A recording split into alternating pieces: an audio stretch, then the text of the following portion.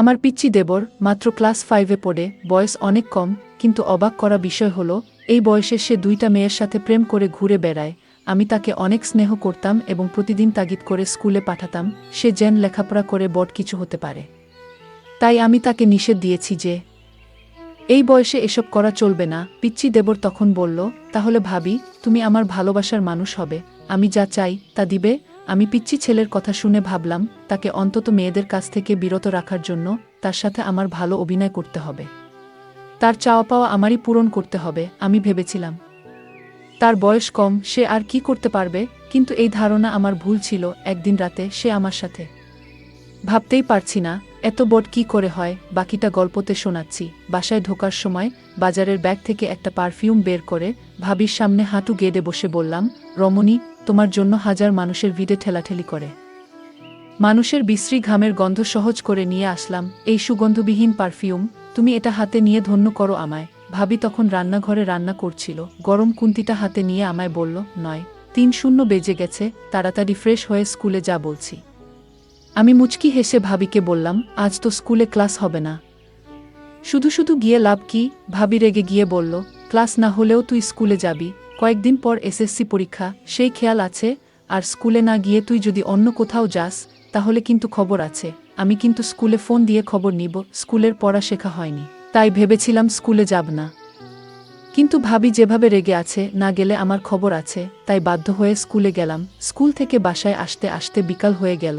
ভাবি আমার কাছে এসে বলল, তুই টিফিনে খেতে এলি না কেন? স্কুলের পাশে তো বাসা, খেয়ে গেলে কি সমস্যা হতো? আমি ভাবির থেকে একটু সরে গিয়ে মাথাটা নিচু করে বললাম, বন্ধুদের সাথে বাইরে খেয়ে ফেলেছিলাম। ভাবি আমার দিকে রাগী চোখে তাকিয়ে বলল, তুই আমার কাছে আয় তো। আমি ভাবির থেকে আরও সরে গিয়ে বললাম, কেন ভাবি? ভাবি আমার কাছে এসে আমার ডান গালে সজোরে থাপ্পড় মেরে বলল, তুই আবারও সিগারেট খেয়েছিস? সার শরীর থেকে সিগারেটের গন্ধ বের হচ্ছে। তুই না আমায় কথা দিয়েছিলি আর কখনো সিগারেট খাবি না? আমি কিছু না বলে মাথাটা নিচু করে দাঁড়িয়ে রইলাম আর ভাবিকে বললাম, ভাবি, আমি আর সিগারেট খাবো না। তুমি যদি আমার একটা গোপন কথা রাখো। তুই ক্লাস 5-এ পড়িস, তোর আবার কিসের গোপন কথা আমার সাথে? ভাবি, আমি ছোট হলে কি হবে, এখনো আমার পিছনে 2টা মাইজা গুড়গুড় করে। আমি তার কথা শুনে আশ্চর্য হলাম, বলে কি, এই পিচ্চি ছেলে, তোর এসব করার বয়স হয়নি। তুই তোর এই কথা মুখে বলতে একটু আটকালো না? আমি বললাম, ভাবি, তুমি যদি আমার গোপন কথা না রাখো তাহলে আমি কিন্তু মেয়েদের সাথে প্রেমে জড়িয়ে পড়ব। আমি তাকে আবার একটা থাপ্পড় দিয়ে বললাম, তোকে এত আদর করে আমি মানুষ করতে চেয়েছি, আর তুই কি না এসব বলছিস?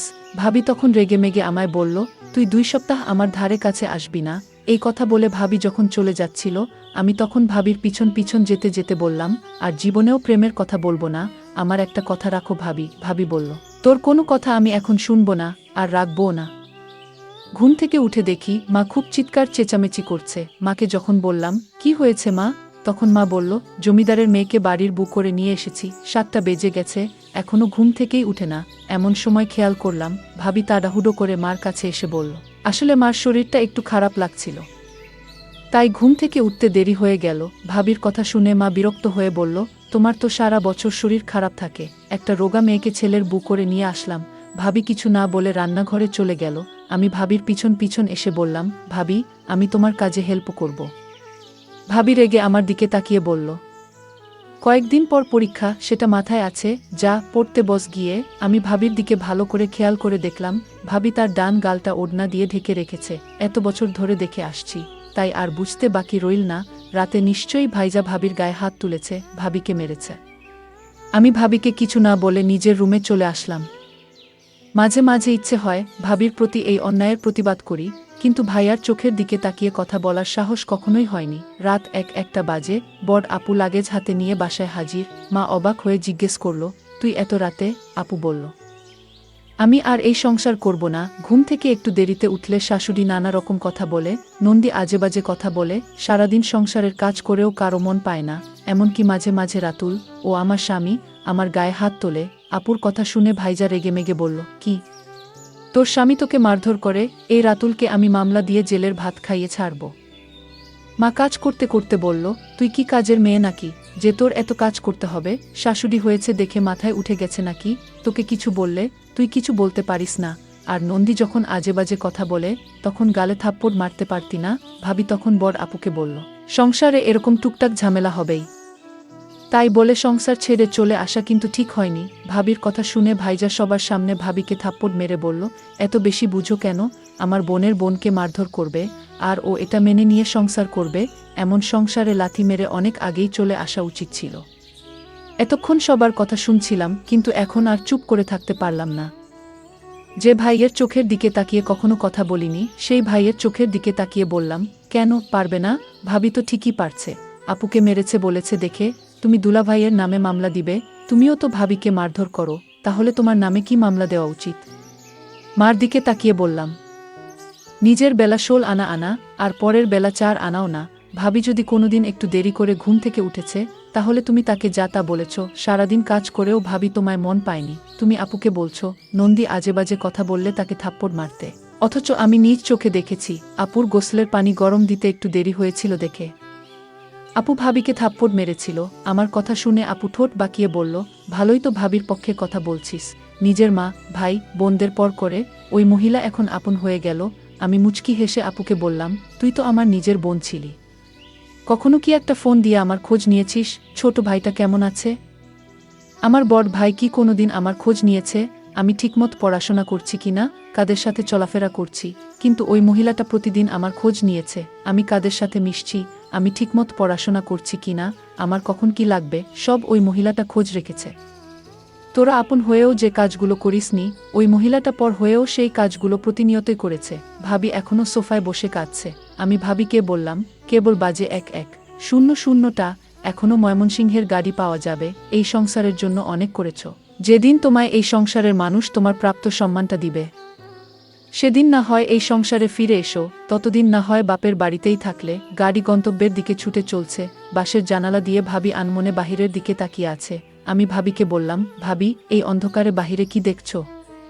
ভাবি চোখের কোণে লেগে থাকা চোখের জলটা মুছে বলে, তুই একটা পিচ্চি ছেলে হয়ে তুই আমার জন্য এত কিছু করলি, তোর এই ঋণ আমি কোনোদিন পরিশোধ করতে পারবো না। ভাবিকে বললাম, ভাবি তুমি একটু ধৈর্য ধরো, দেখবে সব ঠিক হয়ে যাবে। পিচ্চি ছেলের কথা শুনে আমি বারবার অবাক হচ্ছি। যাই হোক, আমিও ভাবির সাথে ভাবির বাপের বাড়ি চলে এলাম। ভাবি বলল, আমি তোকে আমাদের বাড়ির পাশের স্কুলে ভর্তি করাবো।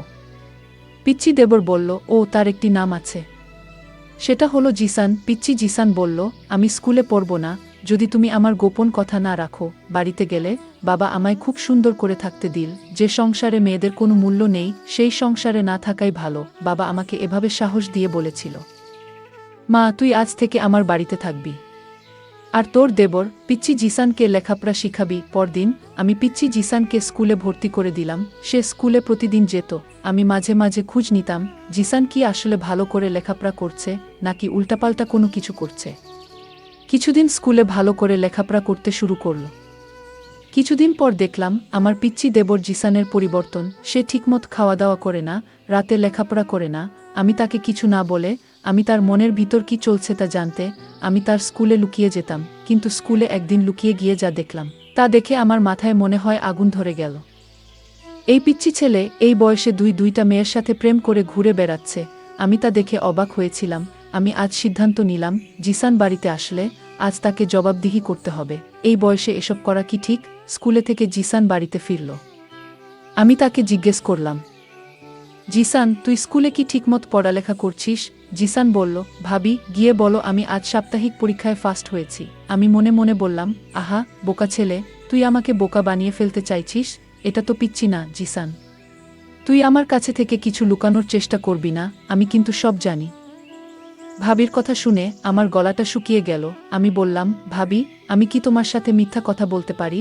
আচ্ছা জিসান, তুই আজ আমার সাথে এত বড় মিথ্যা কথা বলতে পারলি? তুই তোর বিষয়ে আমি জেনেছি, তুই এই বয়সে প্রেম করে ঘুরে বেড়াস, তাও একজনের সাথে না, দুইজনের সাথে। আমি আজ নিজ চোখে দেখেছি তুই মেয়েদের সাথে বসে গল্প করছিস। আমার চোখে তুই ফাঁকি দিতে পারবি না জিসান। জিসান আমি তোকে নিয়ে অনেক স্বপ্ন দেখি, তুই এখন এসব করলে তো তোর জীবনটা নষ্ট হয়ে যাবে। জিসান আমায় বলল, ভাবি আমি জানি না আমার রাতের শরীর কেমন লাগে। আমি জিসানের কথা শুনে বুঝতে পারলাম ওকে এই প্রেম করা থেকে বাঁচাতে হলে আমার তার সাথে কিছু অভিনয় করতে হবে, তার ইচ্ছাটা আমার পূরণ করতে হবে। যাই হোক, আমি জিসানকে বললাম, এসব তোর বাদ দিতে হবে, নইলে আমার অবস্থা খুব খারাপ হবে। কিন্তু আমি জিসানকে বললাম, জিসান, তুই কি চাস বলতো? যদি আমার কাছে থাকে তাহলে আমি তোকে দিব।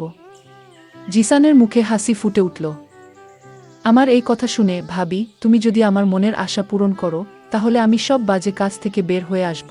আমি জিসানকে বলেছিলাম, জিসান, কি তোর ইচ্ছা আমার কাছে বলতে পারিস। জিসান তখন আমার কথা শুনে শরম পেল। ভাবি, তুমি সত্যি আমার ইচ্ছা পূরণ করবে? আমি জিসানকে বললাম, তাহলে কি তোর মনে হয় আমি মিথ্যা কথা বলছি? জিসান বলল, ঠিক আছে ভাবি, রাতে বলবো। রাতে জিসান খাওয়া দাওয়া শেষ করে আমার রুমে এসে বলল, ভাবি, আজ আমি তোমার রুমে ঘুমাবো। আমার একা একা ঘুমাতে ভয় লাগে, তোমাদের বাসাটা অনেক বড়। আমি জিসানকে বললাম, জিসান, তুই তো ছোট মানুষ, তুই কি আমার চাহিদাটা কি বুঝবে? জিসান বলল, ভাবি, আমি এতদিন যে একটা গোপন কথা বলবো সেটা আজ তোমায় বলবো। ভাবি বলল, তোর গোপন কথা কি? এটা আমি জানি। আমি ভাবিকে বললাম, ভাবি, তুমি জানবে কি করে আমার মনের কথা? ভাবি বলল, দেখ, আমি 2টা বছর তোকে লালন পালন করেছি, আর তোর মন কি চায় সেটা আমি বুঝবো না, তাহলে কে বুঝবে? আমি ভাবিকে বললাম, ভাবি, তাহলে বলো আমার মন কি চায়? ভাবি তখন বলল, তোর মন সবসময় আমাকে নিয়ে ভাবে, তুই রাতে আমাকে নিয়ে স্বপ্ন দেখিস, তুই আমাকে চাস, তাই না?